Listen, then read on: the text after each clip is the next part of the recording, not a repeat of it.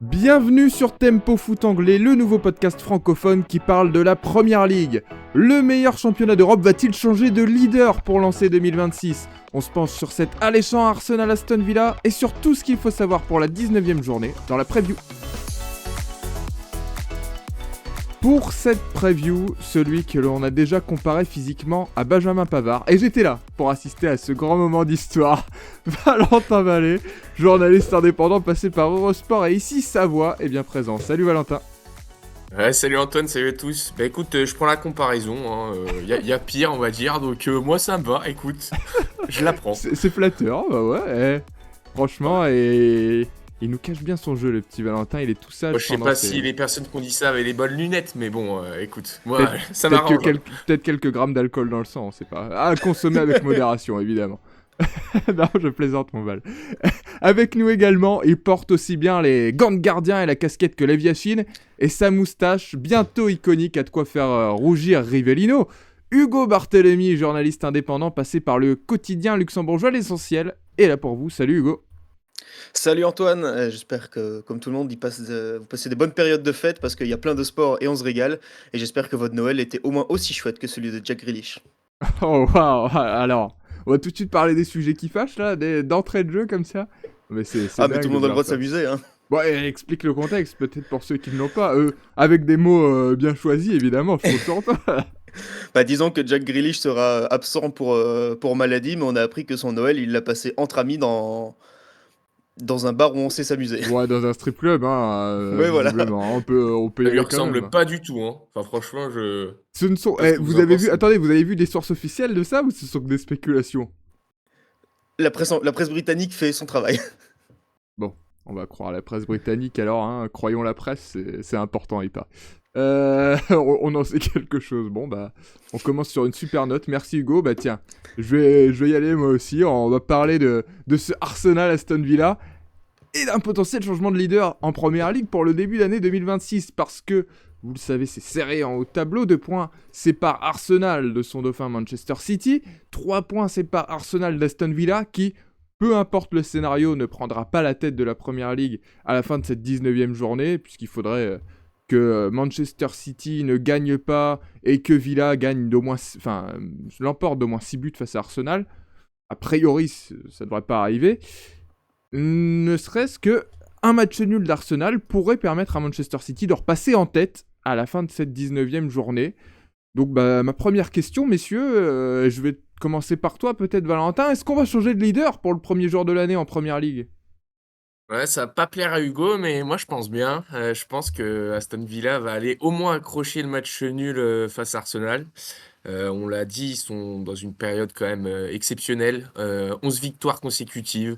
C'est juste énorme. Ils n'avaient pas connu cette série, toutes compétitions confondues, ils n'avaient pas connu cette série depuis 1914.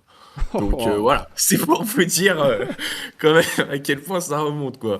On n'était pas bien vieux. Je sais pas quel était. Ouais, et puis en 1914, je sais pas trop quel était l'état de leur série quoi, leurs adversaires, tout ça. Ne crache pas sur cette période-là, c'est là où Everton a eu le plus de titres, donc gardons cette période-là intacte.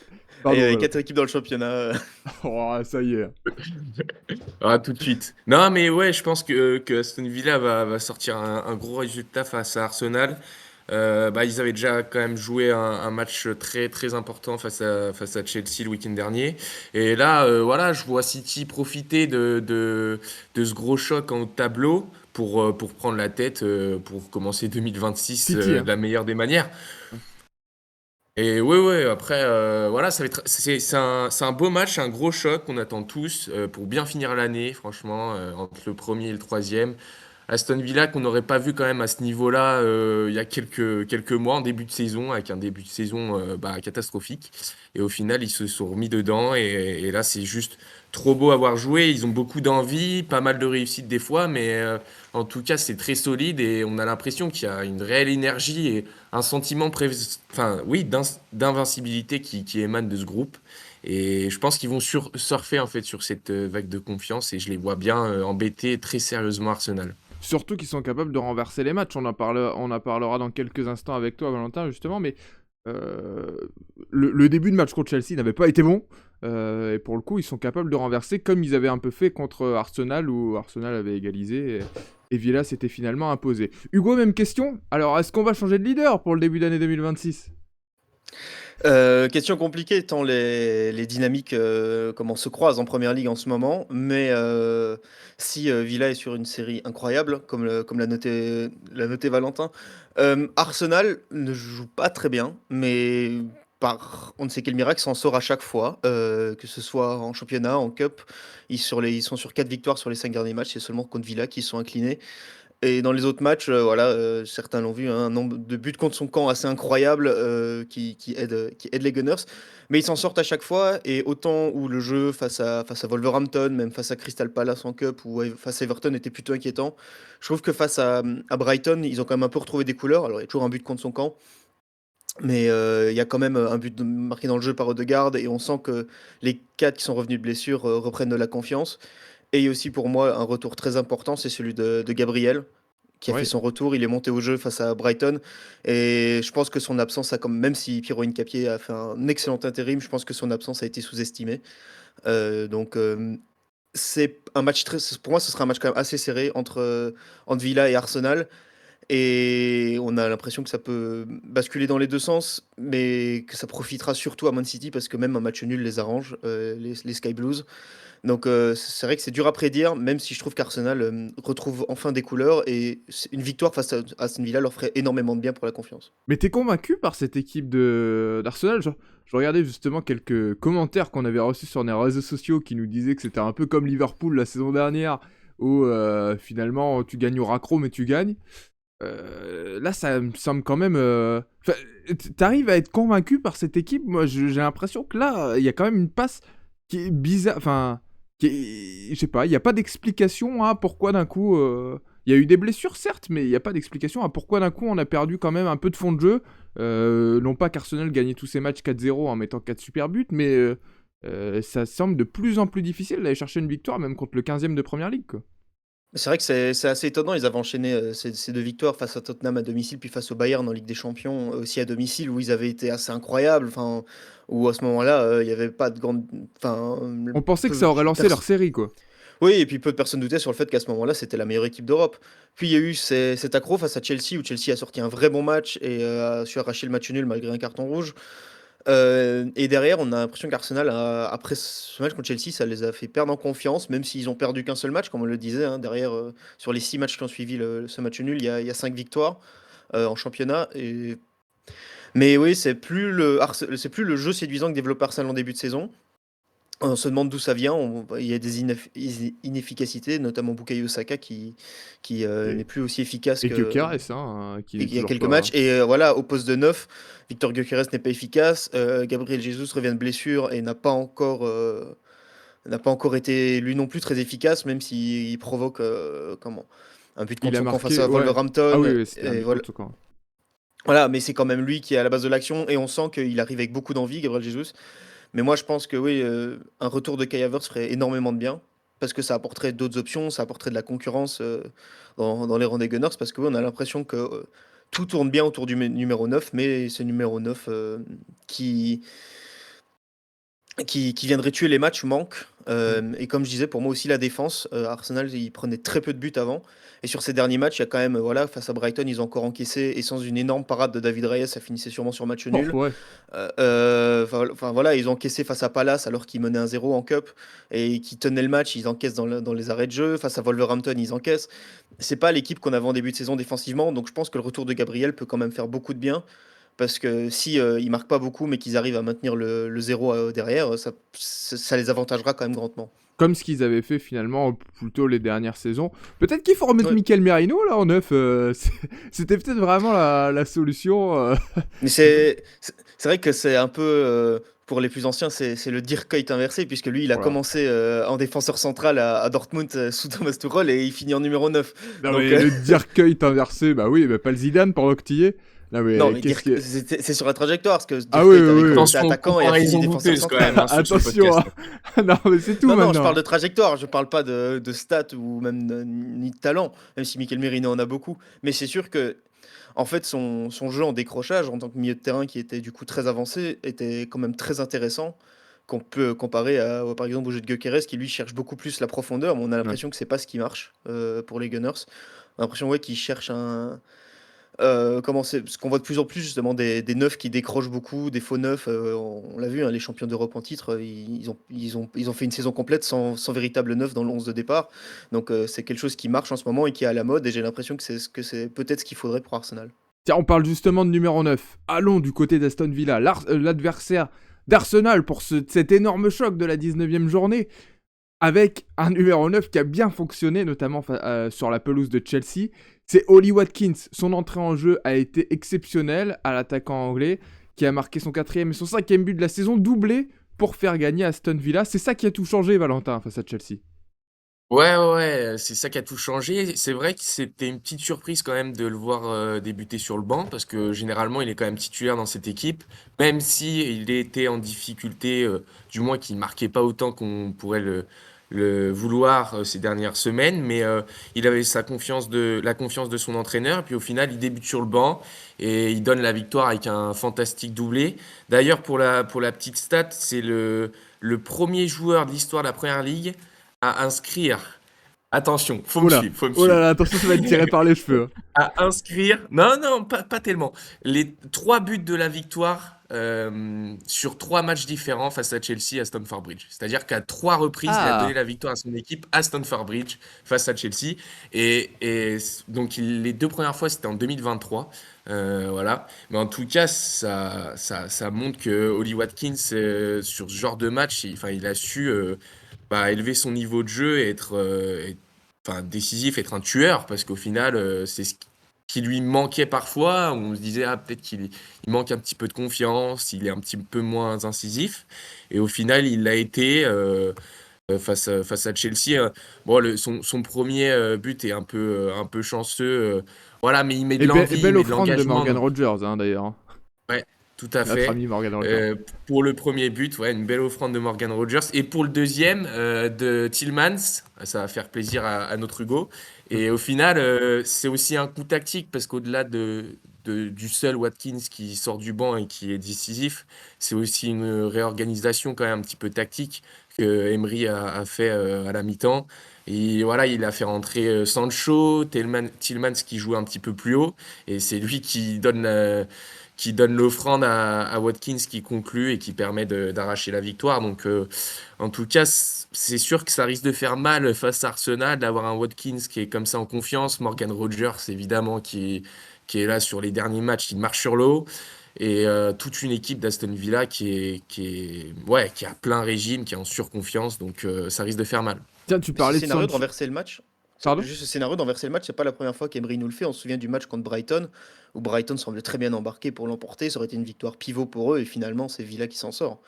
Donc, et c'est un peu une des victoires qui a lancé cette série incroyable dans laquelle ils sont. Donc, Unai Emery commence à nous habituer à ce genre de match.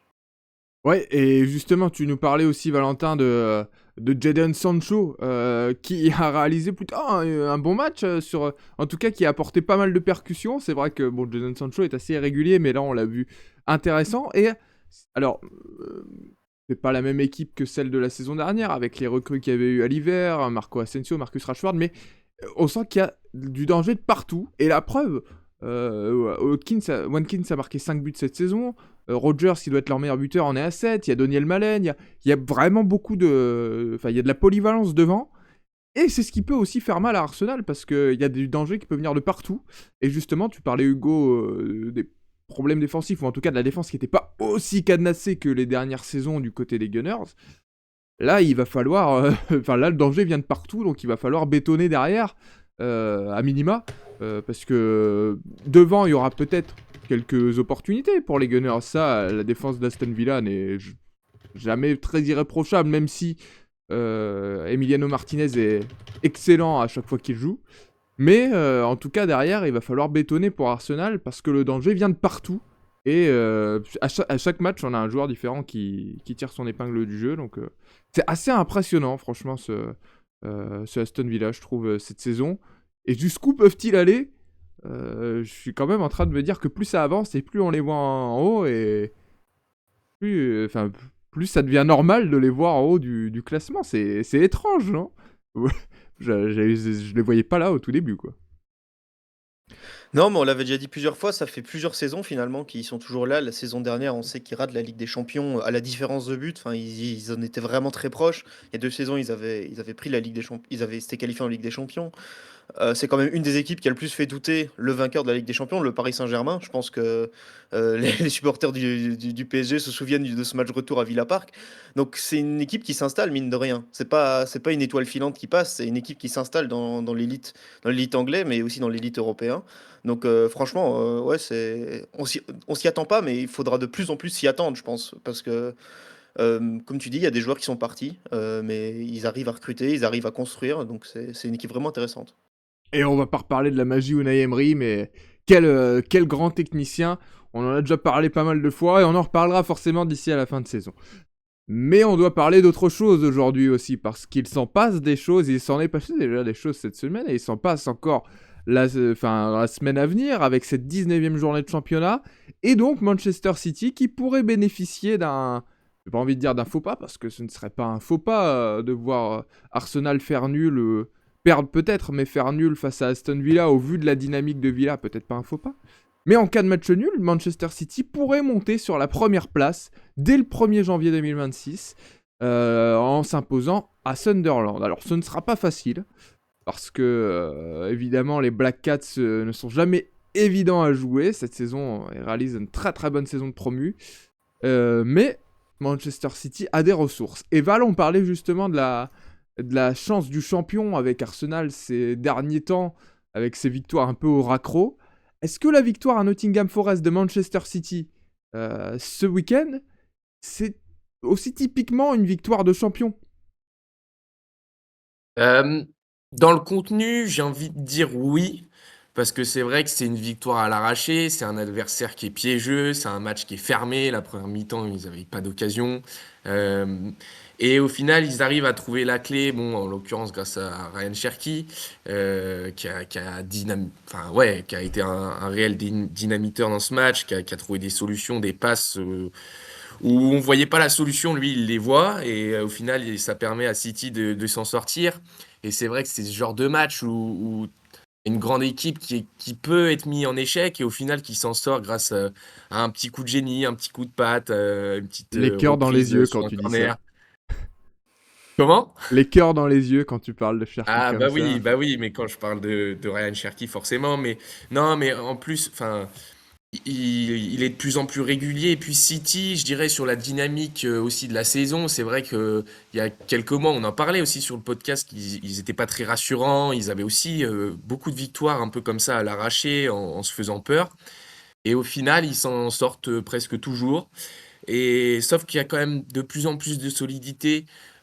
Cette victoire contre Forest, on le sentait pas les joueurs inquiets. Il y a eu du soulagement, c'est vrai, il y a eu du soulagement, mais on les sentait pas inquiets. Et le danger, quand même, pouvait venir de plusieurs joueurs. Certes, il vient de Cherki, mais on a déjà vu aussi sur les précédents matchs, voir Foden s'illustrer, retrouver un très très bon niveau. Reinders aussi, qui s'illustre par plusieurs buts, qui est très bon et qui est décisif aussi cette saison pour City. Donc au final, je dirais dans le contenu, oui, cette victoire, elle peut ressembler à une victoire un peu de champion. Après, dans les faits, faut quand même, voilà, je dirais la même chose que pour Arsenal il y a quelques semaines. Faut quand même un petit peu tempérer la chose, c'est-à-dire qu'on est au mois de décembre. J'attendrai les derniers matchs parce qu'on voit en première ligue tout peut aller tellement vite. On va en parler dans quelques instants, mais Chelsea peut-être se battre pour le titre, et ben là ils sont redescendus un petit peu. Donc voilà, tout peut aller tellement vite que je m'engagerai pas sur une victoire de champion, mais dans le contenu ils ont tout pour et ce genre de victoire est très rassurante pour la suite, même si c'est dans la douleur, c'est vraiment très impressionnant. Surtout que la saison dernière, c'est le genre de match qui échappait à City. C'est vraiment le genre de match où ça basculait d'un côté et ça basculait jamais du côté de Manchester City. On se souvient de Pep Guardiola qui s'automutilait sur le banc des Citizens. C'était lié à ce genre de défaite où finalement c'était 2-1 pour Nottingham et pas 2-1 pour les Sky Blues. Hugo, c'est un moment décisif, en tout cas, pour la saison de Manchester City. Si ce n'est pas encore une victoire de champion, c'est un moment déjà décisif, non seulement au vu de la situation comptable, mais aussi au vu du calendrier de Manchester City. Ouais, là, ils vont commencer, bah, eux, ils joueront le 1er janvier, donc ils vont commencer l'année face à Sunderland, puis ils recevront Chelsea, Brighton, ils iront à Manchester United, puis Wolverhampton, ils auront un match plus facile, puis ils enchaîneront Tottenham et Liverpool. Oh là. Donc ils ont un début d'année qui, franchement, peut paraître compliqué, mais s'ils sortent de là avec, un nombre de points, maximum ou pas loin, franchement, ils auront acquis un statut où on ce sera acquis, ils seront durs à aller chercher en tout cas. Parce qu'on voit s'ils perdent pas de points contre ceux-là, on voit mal comment ils perdront des points contre les équipes de deuxième partie de tableau. Donc, c'est un moment charnière pour City. En début de saison, on disait que c'était encore une saison de reconstruction pour Guardiola, qu'il n'avait pas encore son équipe exactement comme il le voudrait. Mais finalement, si, elle marche très bien cette équipe. Elle a peut-être un peu tâtonné en début de saison, mais maintenant la machine Guardiola, elle est en marche. Même sans Rodri, Et hein.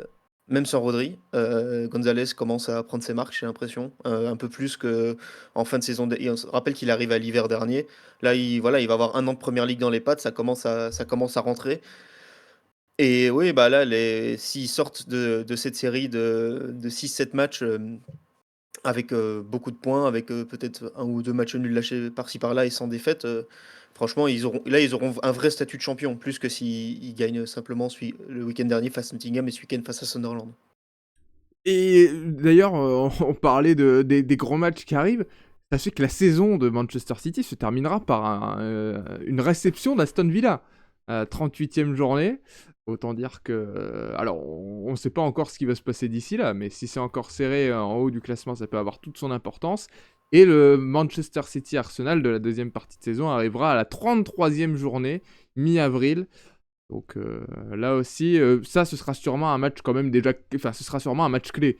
Bon, j'ai quand même du mal à Oui. croire qu'une des deux équipes va totalement décrocher d'ici là. Même si, avec cette saison très agitée de Première Ligue, on n'est jamais à l'abri des surprises. Non, Oui, ce Hugo. sera quand même sûrement un match pour définitivement prendre l'avance, en tout cas sur un des adversaires, hein. Pour l'instant, c'est une course à 3 avec Villa, pour soit définitivement prendre l'avance, ou soit pour raccrocher les wagons, justement, parce qu'on sera un peu à la traîne et que cette victoire, ce sera une victoire, quasiment une victoire à 6 points, quoi. Vous l'avez entendu ici en premier sur Tempo Foot Anglais, des mots de la bouche de notre expert calendrier, de notre expert prévision. On va t'appeler Louis Baudin maintenant, prévision. Hugo Barthélémy. De l'autre côté, justement, ce sera pas un déplacement facile pour Manchester City pour démarrer l'année, surtout le 1er janvier. J'espère que... Enfin, ça va, il n'y a plus Grealish, donc il n'y aura plus trop de problèmes avec le réveillon, mais quand même. Sunderland, c'est quand même, on l'a dit, solide. Et les Black Cats ont manqué l'occasion de passer 5e ce week-end. Il y a eu quand même une équipe à deux vitesses. Ça a été bien symbolisé par ce match contre Leeds, justement, Valentin. Ouais, tout à fait. Avec ce match où en première mi-temps, ils envoyaient beaucoup de jeux, ils étaient dominateurs et puis ils se sont laissés reprendre par Leeds. Égalisation de Calvert-Lewin. En plus, pour le plus grand bonheur d'Antoine, ça sera la petite blague chaque semaine. Hein, s'il marque, ça sera le petit passage Ça ne s'arrête obligé. plus. Mais oui, Sunderland, ils se sont un petit peu éteints quand même en deuxième période. Ils ont repris un peu du poil de la bête en fin de match, mais c'était pas suffisant. En tout cas, ils méritaient pas vraiment d'aller gagner. Et c'est vrai que depuis aussi quelques temps, c'est un petit peu sur un courant alternatif. Ils ont gagné face à Newcastle à domicile. C'était un des matchs les plus importants pour eux dans ce derby qui était de retour pour eux. Mais c'est vrai qu'il y a plusieurs nuls, plusieurs défaites. Et est-ce que Sunderland n'est pas en train de... Je dirais pas de rentrer dans le rang parce qu'ils sont encore tout en haut, hein, du classement de Première Ligue. Ils sont 7e et voilà. Mais c'est vrai qu'il va falloir trouver aussi un peu de consistance. Et est-ce que le banc ne leur fait pas aussi un petit peu défaut? Le manque de profondeur. En tout cas, c'est vrai que ça va être intéressant quand même face à Sunderland parce qu'on rentre dans une période où ils vont devoir prendre des points s'ils veulent continuer sur la même dynamique. Et c'est pas gagné d'avance. Après, rentrer dans le rang, en l'occurrence, ce serait logique pour un promu de les voir arrêter de truster ce haut de classement, même s'ils ont montré toute la qualité de jeu et importé notamment par Régis Lebris. Mais ce serait logique de les voir en tout cas redescendre un petit peu au classement. Et là, en première partie de tableau, moi, je trouve ça toujours surprenant de les voir là, même si c'est totalement mérité au vu du début de saison. Et d'autant plus que il y a beaucoup de départs. Tu le disais, manque de profondeur de banc, parce qu'il y a aussi beaucoup de départs à la CAN, Hugo. Ouais, 5 départs. Et je pense que du coup, autant ça impacte en partie le 11. Il y a quand même des titulaires qui sont partis, comme Noah Sadiki notamment. Mais je pense que le 11 de départ, il est toujours séduisant, il est toujours efficace. Mais il manque peut-être un peu de profondeur. Du coup, Régis Lebris, on l'a vu sur ce match, il a fait que 3 changements, dont un à la 85e. Donc on voit qu'il n'a pas énormément de solutions pour faire basculer son match. C'est juste Mayenda, Isidore et Mundle qui sont montés. C'est peut-être ça qui lui a manqué justement dans ce match face à Leeds, qui était un peu piège justement pour faire basculer, faire monter ces factories X qu'on a vu le début de saison, comme Talbi, bah, ou Sadiki qui commençait souvent et du coup on voyait Gertruida monter, mais là Gertruida a fait tout le match. Voilà, c'est ce supplément d'âme qui arrive en fin de match, là on l'a pas forcément retrouvé, mais aussi parce que bah, voilà, il manque 5 joueurs, c'est quand même beaucoup. Donc forcément il a plus les mêmes options sur son banc. Je vais être un peu tatillon avec les choix de Régis Lebris, mais j'aurais bien aimé voir Isidore commencer. Brobé a pas été mauvais devant, mais il a raté, enfin il a mis une tête sur la barre en fin de première période, Brobé, qui aurait déjà été quasiment, enfin pas le but décisif, mais un but du break très important. Et heureusement d'ailleurs pour Sunderland que Simon Adingra n'a pas été sélectionné par la Côte d'Ivoire, parce que c'est lui qui débloque la situation en début de match avec un superbe but que je vous invite à aller voir si vous ne l'avez pas vu. Petite frappe enroulée là dans la surface, magnifique. Ça, on rappelle que c'est quand même le passeur décisif hein, sur la dernière finale de la CAN, donc c'est vrai que c'était étonnant de ne pas le voir sélectionné, mais tant mieux pour Sunderland. Et sur le choix de Wilson Isidore, je pense qu'il s'attendait à un match plus fermé, Régis Lebris, où Sunderland aurait plus le ballon, mais ça n'a pas vraiment été le cas. Du coup, je pense qu'il s'attendait plutôt à jouer face à un bloc bas, où du coup Brian Brobey aurait peut-être plus plutôt apporté sa puissance. Mais ils se sont finalement retrouvés dans un match beaucoup plus ouvert, où c'est vrai que Wilson Isidore aurait peut-être eu plus son mot à dire. Ouais, faire monter, enfin je vais pas dire monter au jeu, là j'étais en train de déteindre sur moi. Le fait, enfin, le faire rentrer à la toute fin de match, j'ai trouvé ça un peu dommage, mais en tout cas, un point qui n'est pas mauvais à prendre hein, pour Sunderland, loin de là, d'autant qu'on connaît la dynamique de Leeds, on en parlera en toute fin d'émission. Mais il y avait peut-être quand même un petit peu mieux à aller chercher pour Sunderland, avec en plus ce qui se présente cette semaine et donc ce jeudi avec le match contre Manchester City. Là aussi, il y avait mieux à faire. On va partir à Londres cette fois pour aller retrouver Chelsea. Chelsea qui est un petit peu à la peine ces derniers temps, en tout cas qui n'est plus sur le même rythme que celui du début de saison, loin de là. Chelsea qui recevra Bournemouth donc pour cette 19e journée de Première League. On va tout de suite rentrer dans le dur, enfin dans le sujet directement, avec une question volontairement un peu provoque, mais sur laquelle tu as envie de réagir, Val, je suppose. Est-ce qu'on les a pas vus un petit peu trop beaux, les Blues, en début de saison?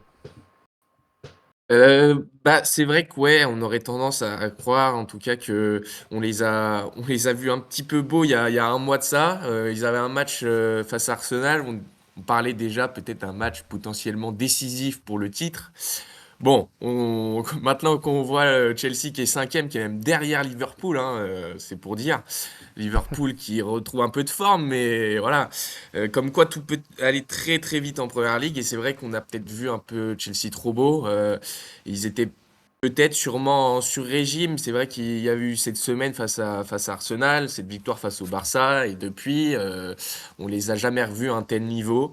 C'est vrai que je pense que le collectif est encore en train de se mettre en place du côté de Chelsea. Je pense que le système de jeu, Maresca cherche encore les bonnes formules, teste aussi son effectif. Et voilà. Par contre, là où je serais quand même plus, comment dire, plus dur et un peu plus déçu, c'est le retour de Cole Palmer. Parce que c'est vrai qu'il est de retour depuis quelques semaines déjà, et c'est vrai qu'on le retrouve pas, on retrouve pas le Cole Palmer de la saison dernière. Il Est-ce a de l'impact dans le jeu. est-ce qu'il y a quelque chose qui a été déséquilibré devant? Je sais pas si... Mais est-ce qu'il y a quelque chose qui a été déséquilibré avec l'arrivée de Delap, avec le positionnement de Pedro, et avec du coup le retour de Cole Palmer? Qu'est-ce que t'en penses?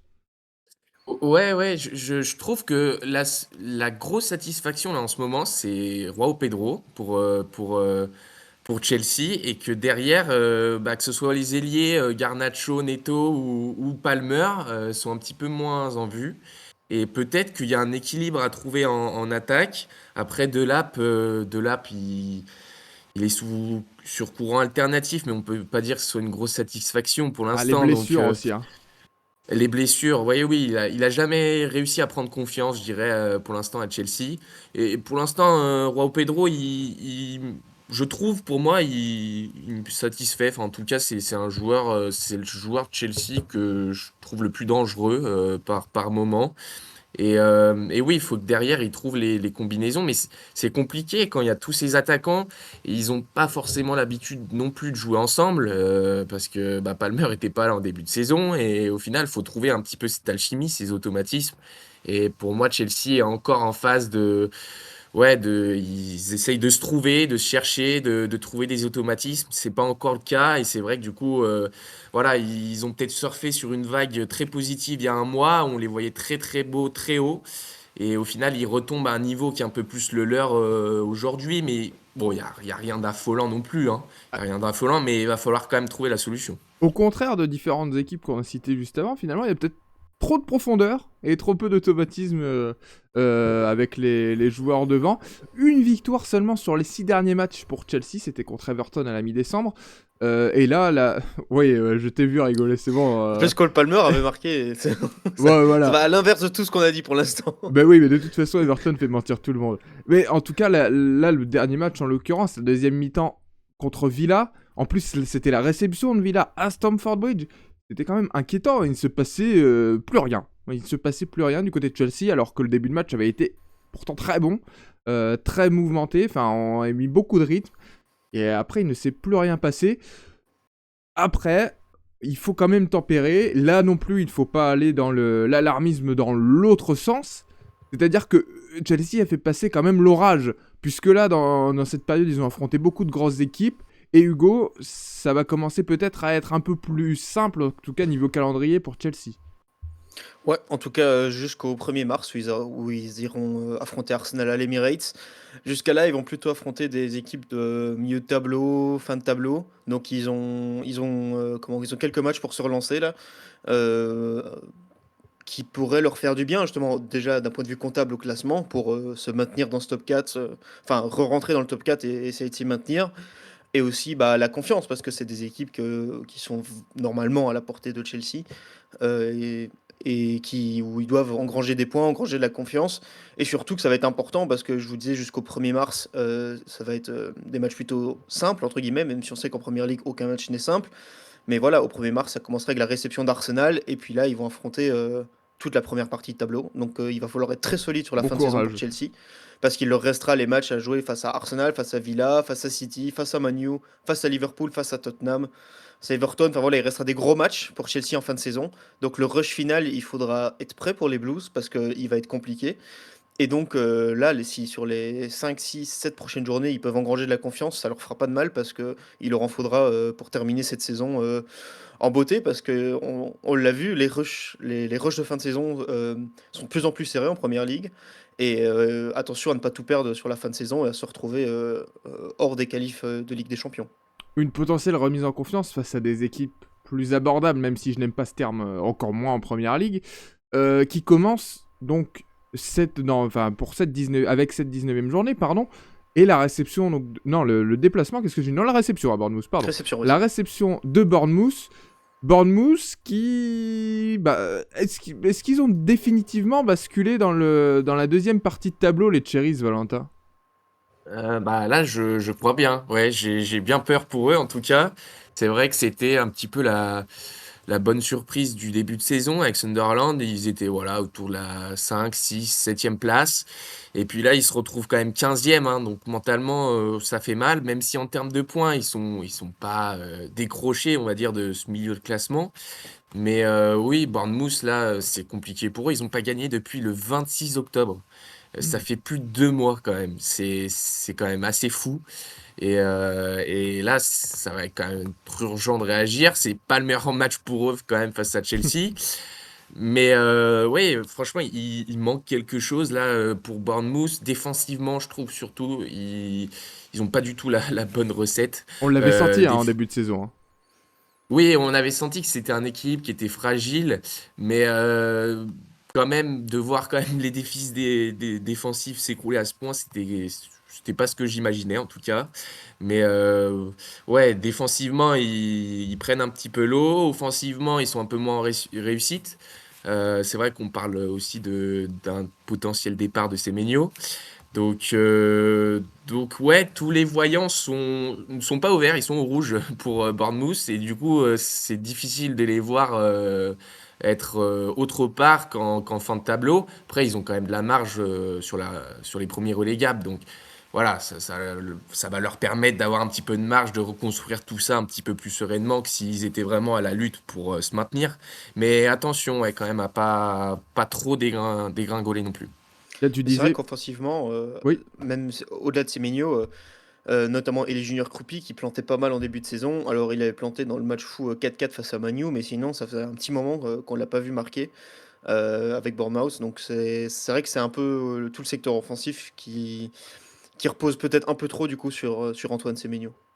et tu disais justement, en plus, dernière victoire il y a 2 mois, c'est au moment où bah, on a commencé à perdre Antoine Semenyo sur blessure, où il a été moins bon physiquement. Et donc, derrière, on a perdu des points du côté de Bournemouth. Et bah, le retour de Semenyo, alors il marque encore face à Brentford, mais bon, prenez 4-1 face à Brentford, c'est quand même loin d'être rassurant. D'autant que, tu le soulignais encore une fois, derrière, c'est très laxiste. Hormis Adrien Truffert, je trouve qu'il fait vraiment une bonne saison pour le coup, et qui avait commencé très fort, qui n'est plus dans les standards du tout début de saison, mais qui tient encore la baraque sur le côté. Mais en revanche, on retrouve pas de stabilité défensive, notamment dans cette charnière avec Senesi Diakité. Et C'est dommage, sur le papier c'était séduisant cette charnière, je trouve. Parce qu'on sait enfin on connaît le contexte qu'ils ont perdu deux des meilleurs défenseurs de première ligue, qui étaient oui, Zabarni et Huyson. Et je trouve que les choix du mercato avaient été bons avec Diakité et Senesi, mais ça marche pas trop. il s'impose pas. En tout cas, Diakité n'arrive toujours pas à s'imposer. Et je ne veux pas tomber, vous savez que je n'aime pas tomber sur les gardiens, mais il faut quand même le souligner. George Petrovic fait, enfin pas une saison abominable, mais on n'en est pas loin, hein. Donc ça n'aide pas en tout cas cette équipe de Bournemouth à se sortir de cette très mauvaise dynamique qui dure depuis 2 mois maintenant et qui pourrait bien se poursuivre jusqu'à début 2026 avec donc cet affrontement contre Chelsea à Stamford Bridge. Messieurs, on enchaîne. On reste à Londres. On part du côté de Crystal Palace, un des derbys de Londres, face à Fulham. Croisement entre deux équipes du milieu de tableau, aux dynamiques vraiment on ne peut plus opposer. 3 victoires pour Fulham lors des 3 derniers matchs, 3 défaites pour Palace lors des 3 derniers matchs. Mais, Fulham justement va mieux et on s'inquiétait un petit peu de la santé des Cottagers avec les départs à la CAN de leurs 3 Nigérians. Et finalement, bah ça va, Hugo. Ouais, ça va, on leur avait un peu prédit l'enfer à ces Cottagers en perdant Iwobi, Bassey et Chukwueze. Bah finalement, alors dans des matchs qui, voilà, face à des adversaires pas du haut de tableau, mais ils s'en sont sortis à chaque fois sur voilà, des victoires 1-0 face à Forest, face à West Ham. Ils assurent l'essentiel, c'est clairement pas l'équipe la plus séduisante de Première Ligue, mais au vu du début de saison, franchement, ils s'en sortent bien parce qu'ils étaient quand même ils étaient quand même mal embarqués, hein, Fulham. Là, maintenant, ils se retrouvent 10e, ils font le travail. Et comme on disait, avec 3 absences importantes, hein, c'est 3 titulaires qui sont partis. Et pas trop Bah de finalement, recrutement cet été. ouais, non, voilà, pas de recrutement. Ah, on a vu d'ailleurs leur seul recrutement jouer en Cup, pour ceux qui ont regardé le match. Mais voilà, là, ils se retrouvent bah, à 3 points de Chelsea qui est 5e. Bah, bravo, moi j'ai envie de dire bravo, parce que Dans cette finalement, comme je période, ouais. disais, c'est pas exceptionnel, mais ils font le travail, et pour l'instant, ils s'en sortent bien du côté enfin, du Londres, pour Fulham, parce que les deux équipes viennent de Londres, Ouais. mais voilà, on s'en sort bien. Et Fulham Palace, justement, c'était bah, la dernière victoire de Palace en championnat. C'était le 7 décembre dernier, Valentin. Ouais, bah, je pense que Crystal Palace serait bien tenté de s'en inspirer parce que c'est vrai que c'était une victoire où il y avait notamment Nketiah qui s'était illustré en marquant, Nketiah était sur le retour hein, le week-end dernier. Donc peut-être, voilà, une petite, bah voilà, Nketiah qui pourrait récidiver et remettre Crystal Palace sur des bons rails. C'est vrai que offensivement, bon, je fais le petit point aussi hebdomadaire, c'est Jean-Philippe Mateta qui est un peu moins en confiance. Ça fait quand même quelques matchs là qu'il n'a plus marqué. Donc voilà, c'est vrai Crystal Palace qui rentre un peu plus dans le rang aussi, hein, 9e. Mais en tout cas, ce match face à Fulham, qui était à Fulham, une victoire 2-1, c'est vrai que dans les ingrédients, c'était ce qui faisait que Crystal Palace quand même était une équipe dangereuse jusqu'alors cette saison. Donc il serait, ouais, faut s'en inspirer pour eux, tenter de retrouver un petit peu ces talents et cette efficacité aussi, parce que c'est vrai que on sent un petit manque de créativité, d'inspiration, je trouve, et on, s- voilà, ils s'embourbent un petit peu ouais, dans ce manque de créativité et ils sont dans une spirale un petit peu négative, donc faut en sortir. Le départ d'Ismaïla Sarr pour la CAN avec le Sénégal y est aussi pour quelque chose, parce qu'on a vu que derrière, alors le retour d'Eddie Nketiah justement va faire du bien, mais derrière là, le titulaire c'était Justin Devenny. Il n'y a rien qu'à voir son numéro 55 sur son maillot pour comprendre qu'il n'avait rien à faire titulaire sur une pelouse de première ligue. Il y a quand même, il n'y a pas grand monde quoi derrière, donc ça tient qu'à un fil. On sent que on peut pas se permettre, dès qu'il manque quelqu'un, là, ça peut être dangereux dans cette équipe de Crystal Palace. Et en plus, on avait déjà abordé que le mercato d'hiver pourrait être très dangereux pour eux, qui pourraient se faire. Voilà, il y a beaucoup de joueurs de Crystal Palace qui intéressent en première ligue, notamment Marc Guéhi? Guéhi. Ouais. Et voilà, il va falloir faire attention du côté de Palace. Du coup, si on perd des joueurs, il va falloir aussi se renforcer sur ce mercato hivernal, parce que déjà là, c'est compliqué, on manque de profondeur, et si en plus on vient perdre des titulaires, ce le sera encore plus. Et autre fait intéressant, c'est que Fulham et Palace sont à égalité, donc c'est un peu un match pivot parce qu'ils sont 9 et 10e, les deux à 26 points. Donc, et les deux sont sur des dynamiques inversées. On le disait, Fulham qui s'en sort bien sans produire un gros jeu, et Crystal Palace qui est en galère depuis presque un mois maintenant, un peu moins. Donc à voir qui sortira vainqueur de ce duel, mais c'est un duel intéressant. Et d'ailleurs, sur le fait qu'il y ait eu peu de turnover aussi, le départ de Marc Guéhi ne serait pas le bienvenu, d'autant qu'à côté de lui, Maxence Lacroix, j'ai vu passer cette stat cette semaine, est le seul joueur des 5 grands championnats à avoir joué toutes les minutes cette saison avec son club. Donc preuve qu'il n'y a pas beaucoup de solutions derrière, on se repose quand même sur un 11 qui ne bouge que très peu, qui est vraiment très fixe, et donc quand on perd un joueur, eh bien déjà c'est la panique à bord du côté de Crystal Palace. Qui n'a pas été aidé notamment cet été avec le feuilleton de Europa League ou pas Europa League. Enfin, on en a déjà parlé avec l'OL. Bon, c'est en tout cas Palace marche bien quand tout le monde est là, mais attention parce que avec les petites blessures de l'hiver et les départs à la CAN, ça peut être dangereux. Messieurs, suite de cette donc 19e journée, au programme notamment, je voulais qu'on s'arrête 2 petites minutes sur le Liverpool-Leeds qui nous attend de cette 19e journée, parce qu'on parlait de Liverpool qui va un peu mieux, même beaucoup mieux, parce qu'ils sont de retour que 4e, les Reds. Alors c'est pas encore le grand Liverpool, mais en tout cas ça va un peu mieux. Florian Wirtz a marqué ce week-end. Hugo Ekitike a encore été très bon, notamment sur le but de Wirtz, c'est lui qui fait quand même, enfin qui fait tout le but, hein, on va pas se mentir, qui offre en tout cas le ballon à Wirtz. Et de l'autre côté, ça va être un duel de 9. J'ai vraiment du mal à dire ça, mais le duel de 9 entre Hugo Ekitike et Dominique Calvert-Lewin.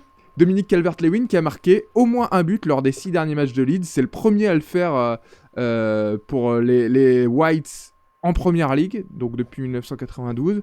7 buts sur les 6 derniers matchs. Bon, on parlait des problèmes de Leeds à marquer, on parlait des problèmes de Leeds à briller et à remonter là, de cette fin de tableau. Finalement, ça se passe pas mal, et est-ce qu'ils peuvent aller piéger Liverpool hein? Moi, enfin oui, franchement, on a l'impression que c'est devenu leur spécialité, et ils ont failli le faire face à City, ils l'ont fait face à Chelsea.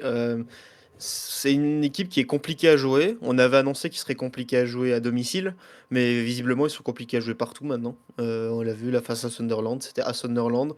Donc c'est vrai que c'est plutôt c'est une équipe qui devient intéressante et je sais que quand on avait parlé des problèmes de Daniel Farke qui était en danger, bah depuis de un, ils se sont bien réveillés et en plus moi on n'était pas très alarmiste à l'époque parce qu'on trouvait que c'était une équipe qui avait du potentiel pour bien marcher.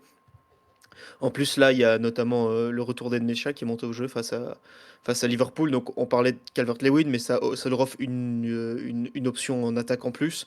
Donc, franchement, ouais, ça fait partie de ces équipes qui peuvent bouger n'importe quel adversaire sur une bonne journée. En plus, Liverpool n'est pas sur une série. Enfin, ils sont sur une bonne série, mais sans non plus avoir une confiance incroyable. Donc, c'est potentiellement un match piège pour les Reds et encore des points à les grappiller pour Leeds. Alors, forcément, j'aimerais bien voir quand même Calvert-Lewin en tant qu'ancien joueur d'Everton marqué à Liverpool. Mais, je suis un petit peu étonné. Je sais pas si vous aviez suivi un petit peu la saison de Championship l'année dernière de Leeds, mais il y avait quand même leur meilleur attaquant, Joel Piroe, qui, qui ne joue pas du tout cette saison, et que j'aurais bien aimé voir dans cette attaque, et qui devrait a priori repartir en Championship cette saison. Il avait marqué 14 buts, il me semble, la saison dernière en Championship. Donc, bon, en tout Après, avec cas. les arrivées de Calvert-Lewin, Okafor, Edmecha, il y a quand même il a des sacrés concurrents hein, maintenant. Ouais, mais en même temps, on lui a pas laissé sa chance au Néerlandais en Première Ligue, alors que ça a été un des grands artisans de la montée de Leeds en Première Ligue. Valentin, peut-être Après, on sur ce va pas lui, match lui laisser sa chance, étant donné l'état de forme de Calvert-Lewin. Bon, bah là, qui à 19 buts, il avait marqué, pardon, j'ai dit 14, 19 buts la saison dernière. Et en l'occurrence, Calvert-Lewin marche super bien parce que, enfin, je sais pas ce que vous en pensez, mais les attaques rapides de Leeds qui laissent le. C'est exceptionnel de pouvoir laisser un œuf dans la surface en duel en 1 contre 1 face à un défenseur. Tellement ça va vite devant, il n'a plus qu'à, entre guillemets, à être bien placé dans la surface. Et ça, il sait parfaitement le faire, Dominique Calvert-Lewin. Et attention, parce que Liverpool a souvent été pris dans le dos par les attaquants comme ça un peu solides dedans. Rappelons que le dernier match entre les deux équipes avait eu lieu début décembre, qu'il y avait eu un magnifique 3 partout à Elland Road entre... Match fou. Ah ouais, et on a envie forcément. Alors généralement on est un peu déçu quand ça il y a un nouvel affrontement, mais on a envie de revoir un match un peu débridé comme celui-ci. T'y crois toi à l'exploit de Leeds, Valentin? ouais, moi, je suis un peu plus mesuré quand même parce que c'est vrai que je trouve que Liverpool a quand même retrouvé un petit peu de sérénité, de stabilité. On va le voir hein, justement parce que ce match face à Leeds dont on a parlé, c'est Konaté notamment qui avait été en grande difficulté. Donc on va voir si la Ça va mieux hein, maintenant. stabilité est durable. Voilà, mais maintenant ça va mieux. En défense, ça va mieux. Et puis il retrouve un schéma aussi offensivement qui est un peu plus, on va dire classique, mais aussi un peu plus rassurant, avec Chiesa et Wirtz sur les côtés. Donc c'est un peu plus classique qu'un Gakpo, avec voilà, bah, l'affaire aussi Salah, qui était en difficulté, mais qui maintenant est à la canne. Et au final, c'est un problème en moins. Isaac, c'est un problème en moins. Et du coup, je trouve que offensivement, les rôles sont plus clairs, plus établis, et au final, ils sont bah, plus confiants et ça marche mieux, même si ça reste fragile. C'est là C'est quand même qu'il pourrait terrible de se revenir. dire que pour Oui. que la sérénité revienne, il a fallu que Isaac et Salah soient absents, alors pour des raisons différentes, mais c'est quand Salah même assez terrible. Salah qui pourrait revenir en confiance, qui plus est, hein, de la CAN, parce qu'il a qualifié l'Égypte pour les huitièmes en marquant un but à chaque match. Peut-être que ça peut aussi redonner une nouvelle dynamique. Enfin, il peut revenir et s'imposer à nouveau dans cette équipe de Liverpool. Oui, Non. oui, je pense. Bah, c'est sûr que s'il retrouve la bonne dynamique, pour moi, il sera titulaire. Surtout que, bon, on a vu sur les côtés, comme j'ai dit, c'était Wirtz Chiesa, mais Chiesa a pas franchement, pour l'instant, convaincu. Donc, s'il y a un retour d'un grand Salah, ça peut faire que du bien à Liverpool, surtout. Mais je pense que c'est plus le fait de, pendant un mois, prendre un petit peu d'air, se détacher un peu des choses. Je pense que ça peut faire qu'apaiser la situation. Au final, s'il revient en forme, ça sera tout bonus pour Liverpool. D'autant Surtout que plus les s'il rumeurs de ramène la CAN à la transfert se maison. sont un peu estompées. Hein. Oui, Oui, en plus, il ramène autour la de canne à la Salah. maison, mais je veux dire, les rumeurs de départ, elles se sont quand même estompées. Je pense que c'était plus un coup pour mettre la Un pression coup qu'autre marketing. chose. Ouais. Non, mais voilà, c'était plus pour mettre la pression au board, parce qu'il n'était pas satisfait de la manière dont tout se déroulait, que je pense pas qu'il ait vraiment envie de partir de cette équipe.